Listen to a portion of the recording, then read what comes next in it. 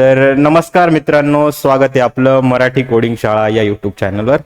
तर आज आपल्यासोबत असे व्यक्ती आहे ज्यांनी ॲज अ सायबर सिक्युरिटी मध्ये ते आता करंटली शिकवता पण आहे आणि त्यासोबतच त्यांनी सायबर सिक्युरिटी मध्ये खूप सारं करिअर केलेलं आहे. मायक्रोसॉफ्ट मध्ये ॲज अ विंडोज इंजिनियर म्हणून त्यांनी काम केलेलं आहे आणि अशा बऱ्याचशा कंपन्यांचे इंटरव्ह्यू त्यांनी क्रॅक केलेले आणि खूप साऱ्या वर्किंग एक्सपिरियन्स पण त्यांना आहे. करंटली ते एका इन्स्टिट्यूटमध्ये एक टीचर म्हणून ॲज अ रोल पण आहे त्यांचा. तर आज आपण त्यांच्याकडून जाणून घेऊ की जर एखाद्या फ्रेशर्सला जर काही सायबर सिक्युरिटी मध्ये चांगलं करिअर करायचं असेल तर त्यांनी कोणता रोडमॅप फॉलो केला पाहिजे. तर चला आणि सरांना आपण भेटू. माझं नाव आहे अनिश नायर. मी ॲज अ विंडोज इंजिनियर मायक्रोसॉफ्टमध्ये जॉब केलेला आहे आणि त्या अगोदर मी क्युकिल अँटीव्हायरसमध्ये ॲज अ मालवेअर अनालिस्ट पण जॉब केलेला आहे. सध्या मी as a network engineer job करतोय. लोकांना वाटतं की सायबर सिक्युरिटी हा कोर्स डायरेक्ट एथिकल हॅकिंग केल्याने पण पूर्ण होऊन जातो. असं नाही आहे. सपोज तुम्हाला एक बिल्डिंगमध्ये वॉचमॅन ठेवायचा आहे, तर तुम्ही बिल्डिंगमध्ये जो वॉचमॅन येतो कामाला त्याला तुम्ही बिल्डिंगबद्दल माहिती देता ना, जसं कोणते गेट्स आहे, कोणाला एंट्री अलाव करायचं आहे, कोणत्या टायमिंगमध्ये एंट्री अलाव करायचं आहे. सेम गोष्ट तुम्हाला सायबर सिक्युरिटीमध्ये पण इम्प्लिमेंट करायची आहे. As a cyber security engineer तुम्हाला कंपनीचं नेटवर्क, तुम्हाला कंपनीचा IT इन्फ्रास्ट्रक्चरचा नॉलेज असला पाहिजे. त्यानंतरच तुम्ही सायबर सिक्युरिटी फील्डमध्ये जॉब करू शकताय किंवा जाऊ पण शकताय. स्टुडंट्स काय करतात, directly ethical hacking course start करतात ज्याच्यामध्ये पूर्ण ॲडव्हान्स टॉपिक्स असतात. मग त्यांना कळत नाही, मग ते ड्रॉप आउट करतात त्या सब्जेक्टमधून. त्यांना वाटतं की यार आपल्याकडून हे जमणार नाही. त्यामुळं जर तुम्हाला सायबर सिक्युरिटी फील्डमध्ये यायचं आहे, काम करायचं आहे, तर अगोदर नेटवर्क शिका, मग त्याच्यानंतर IT इन्फ्रास्ट्रक्चर शिका. जसं नेटवर्कमध्ये तुम्ही CCNA कोर्स करू शकताय, IT इन्फ्रास्ट्रक्चरसाठी CompTIA+ करून एक कोर्स आहे ते करू शकताय. सर्व्हरचा नॉलेज या गोष्टी असल्याच पाहिजे, तरच तुम्ही सायबर सिक्युरिटी फील्डमध्ये जॉब करू शकताय आणि अप्लाय करू शकताय. तर आता माझ्याकडे जेवढे पण स्टुडंट आहे, जेवढे पण आपल्या चॅनल सोबत कनेक्टेड स्टुडंट आहे, त्यांचं आता ते सध्या फ्रेशर्स आहे. तर एक फ्रेशर्स म्हणून त्यांनी काय रोडमॅप फॉलो केला पाहिजे हे सर्व गोष्टी तुम्ही एकदा एक्सप्लेन करा. आणि त्यासोबतच एक सांगा की AI चा पण काय इम्पॅक्ट झालेला आहे की ज्यामुळे सायबर सिक्युरिटी या फील्डमध्ये जास्त स्कोप आहे किंवा नाही. जे पण स्टुडंट इंटरेस्टेड आहे सायबर सिक्युरिटी फील्डमध्ये,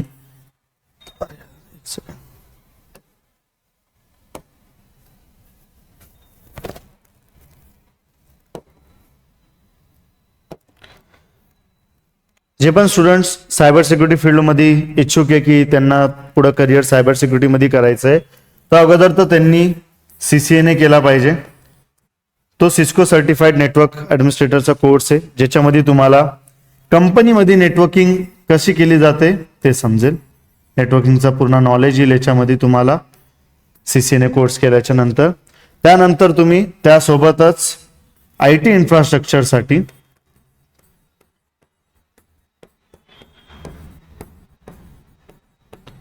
CompTIA A+ करून एक कोर्स आहे जो आपण पण शिकवतो.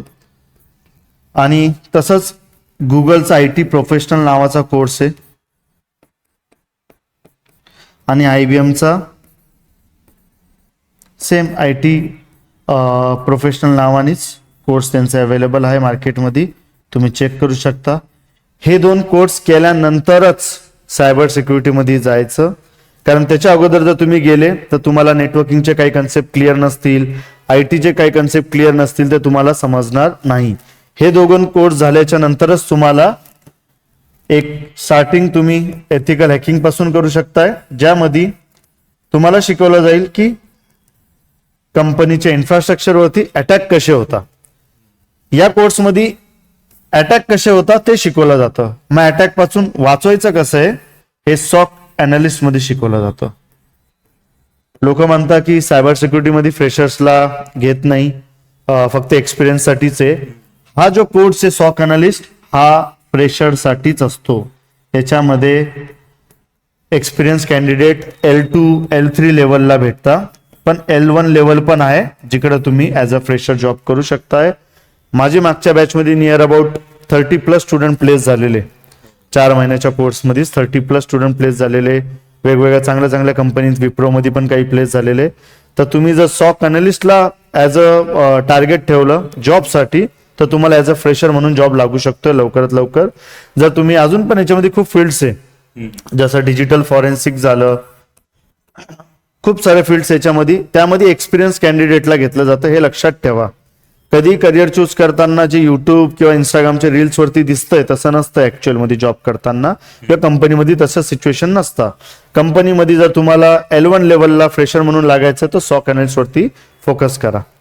आणि दुसरा क्वेश्चन असा होता की आपल्याला काय करायचंय, एआयचं. AI बद्दलचं तुम्ही एक्सप्लेन करा. हा, जसं सपोज काही लोक म्हणतात की एआय मुळे जॉब जातोय खूप लोकांचा.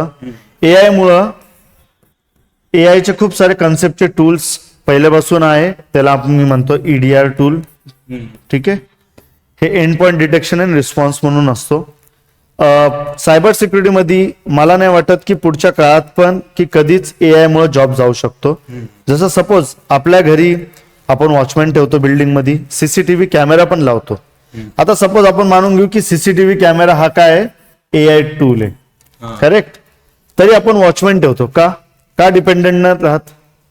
आपण बिल्डिंग मध्ये सीसीटीव्ही लावून सुद्धा वॉचमॅन ठेवतो, त्याच्यावरती आपण डिपेंडेंट नाही राहत का, सिक्युरिटी आहे ना. आता करोडोची कंपनी आहे, ते एका एआय टूल वरती डिपेंडेंट राहणार का, नाही. तिकडे ह्युमन टचची गरज आहेच आणि इन फ्युचर पण ती राहणार. हे टूल्स खूप अगोदर आलेले पण कधीच त्यांनी ह्युमन रिप्लेस नाही केलेलं आहे, कारण एआय टूल फक्त डिटेक्ट करू शकतोय, त्याला ब्लॉक नाही करू शकत. तर त्याच्यामुळे अटॅक होतोय ह्याची इन्फॉर्मेशन एआय टूल देईल तुम्हाला, अटॅक पासून वाचवणार नाही. ही गोष्ट नेहमी लक्षात ठेवा. म्हणून फ्युचर हा सायबर सिक्युरिटीचाच आहे. सगळ्या गोष्टी आता तुमच्या या क्लिअरच झाल्या असतील. सरांनी सर्व गोष्टी आपल्याला इथं येऊन सांगितल्याबद्दल सरांचे सगळ्यात पहिले धन्यवाद. आणि असेच आपले एक दोन सेशन आपण अजून घेऊ की ज्यामध्ये विद्यार्थ्यांचे जास्तीत जास्त कन्सेप्ट या क्लिअर होतील.